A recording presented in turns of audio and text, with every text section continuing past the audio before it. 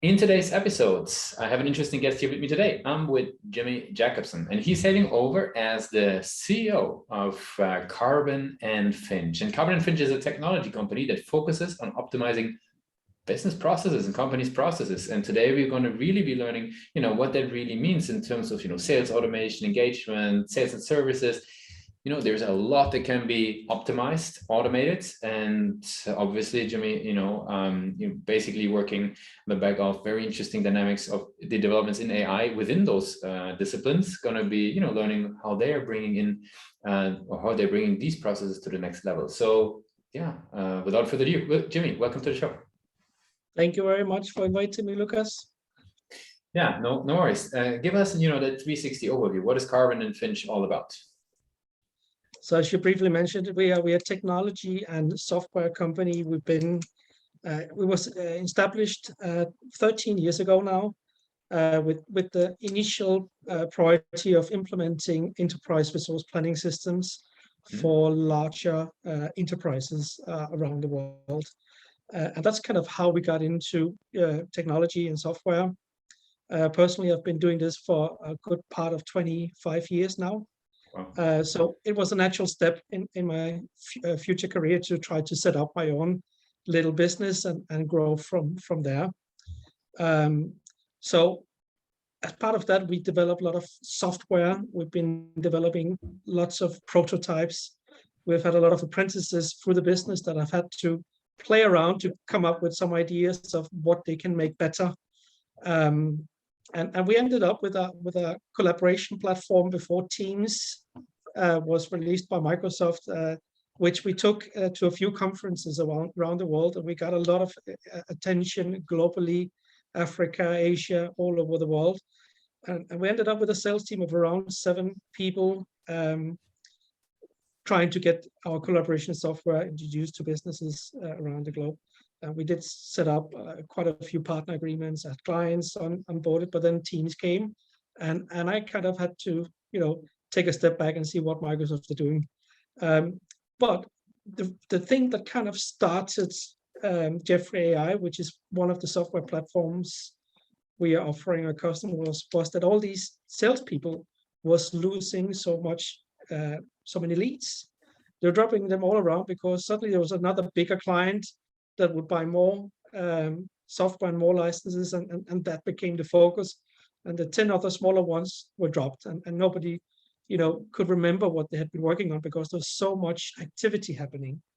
And I identified a need to develop a platform that could keep my salespeople engaging and not dropping these leads around the floor. And that's kind of where Jeffrey AI started. So Carbon and Finch, technology and software, but we do 2 things really.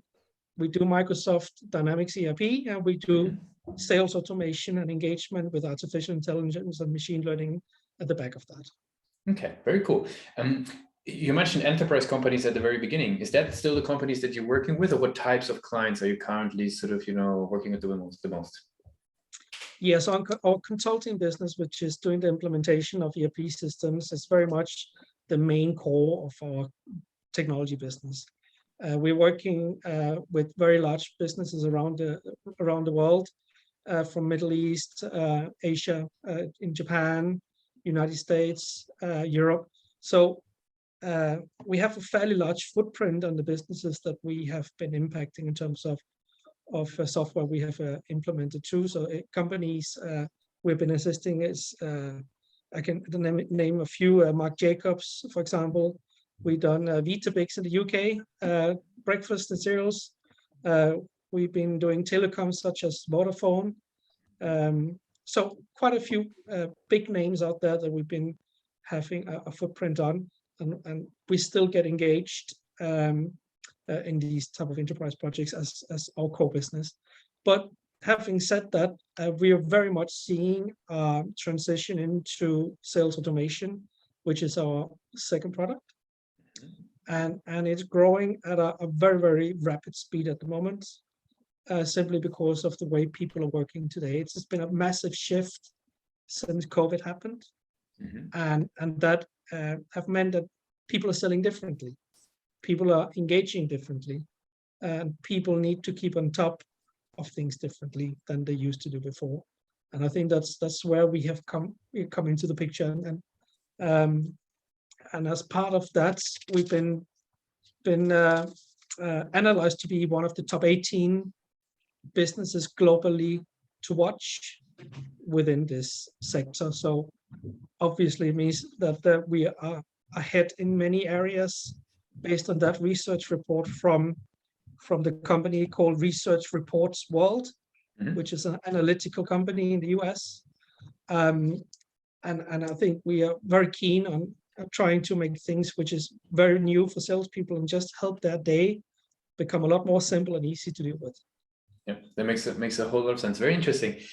So who is actually sort of discovering you within those companies? Is that like a head of sales? Because you mentioned sales automation as a key. Is that, coming from the, the C-level suite, where who's raising the hand and says we need to, collaborate with Carbon and Finch?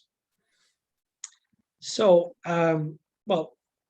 initially it's business owners. It's those that, are investing in trying to build their businesses and grow their businesses. And I think secondary is the people who are actually selling and earning the commission and wants to earn more commission by selling more. And then there's those companies that just are growing so wild that they don't have the system that can keep pace with the growth. They don't have the systems that, they don't have time to put in the information into the system quick enough. And that means that they end up with a system that doesn't have all the data. So we see those type of businesses approaching us. And it's anything from very, very large enterprise businesses to the small one-man band who is busy doing whatever he needs to do, but not really selling. He sells when he's out.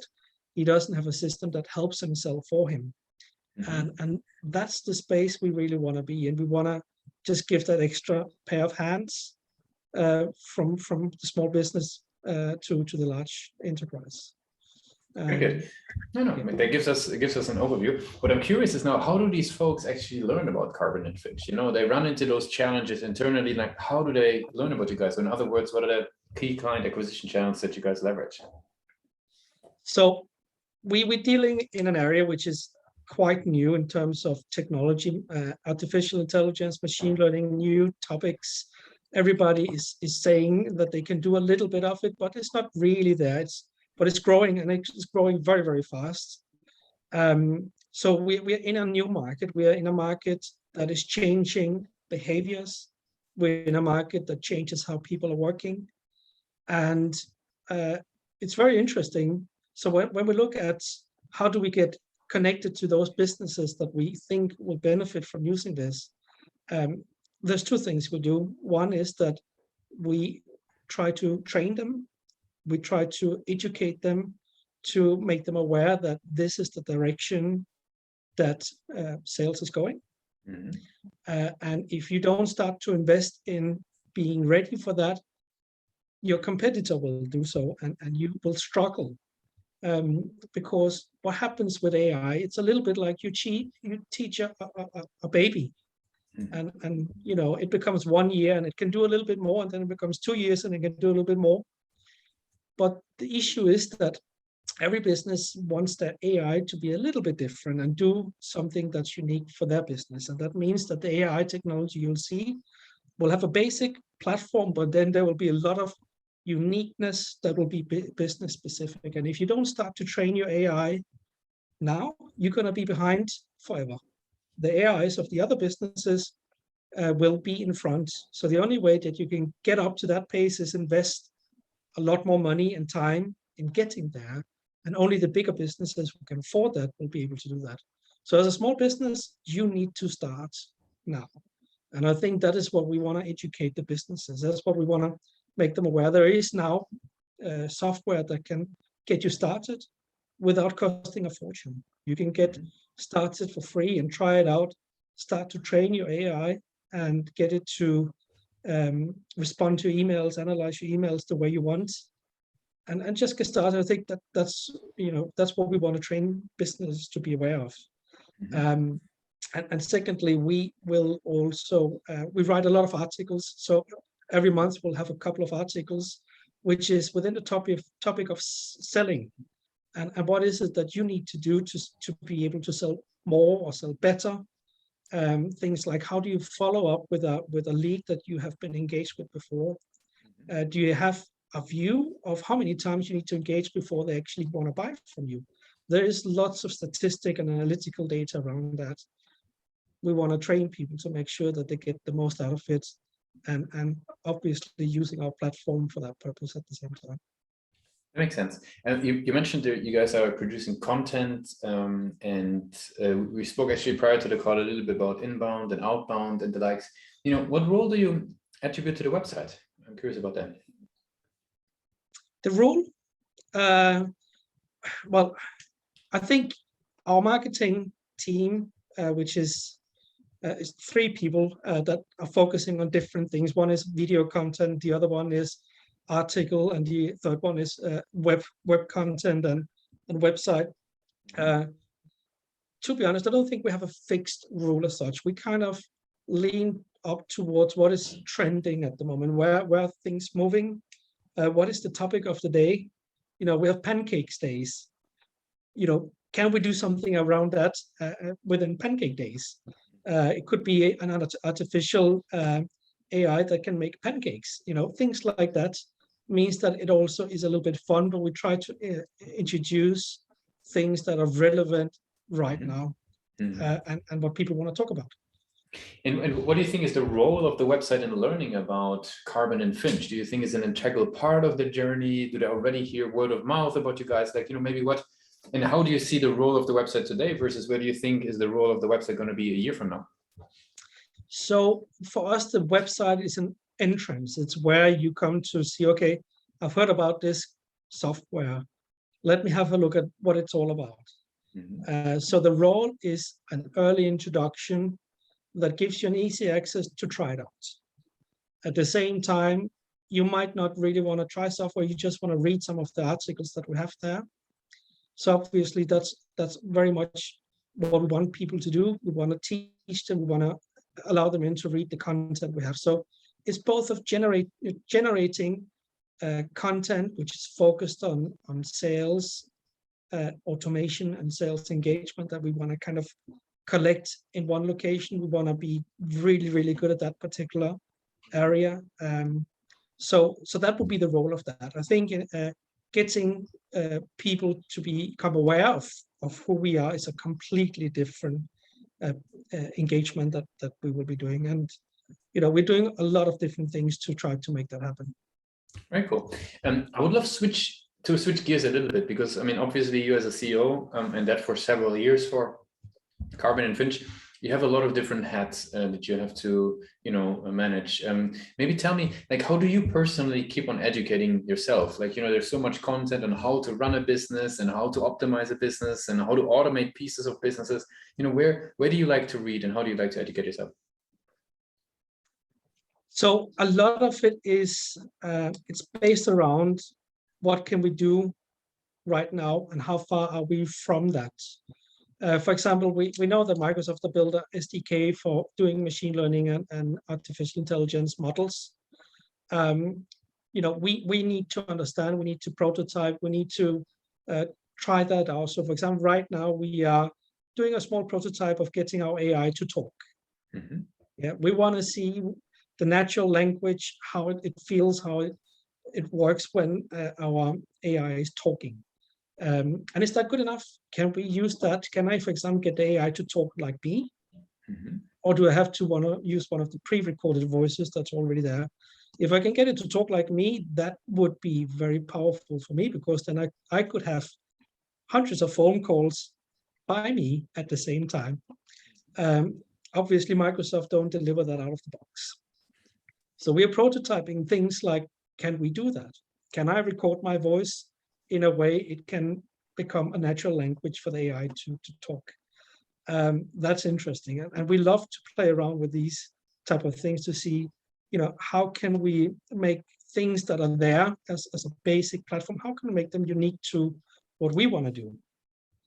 And I know a lot of it's lots of research and development. We spend a lot of money on trying to make those small bits and pieces unique for us. And that's how we kind of move forward. That's how we make what we are today. Very cool.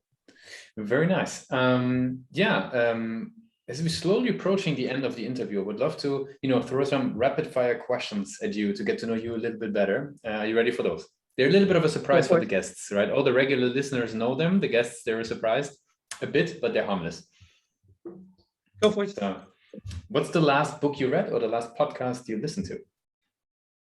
The last podcast I listened to was a podcast with TerraFlow AI, which was actually with myself in it.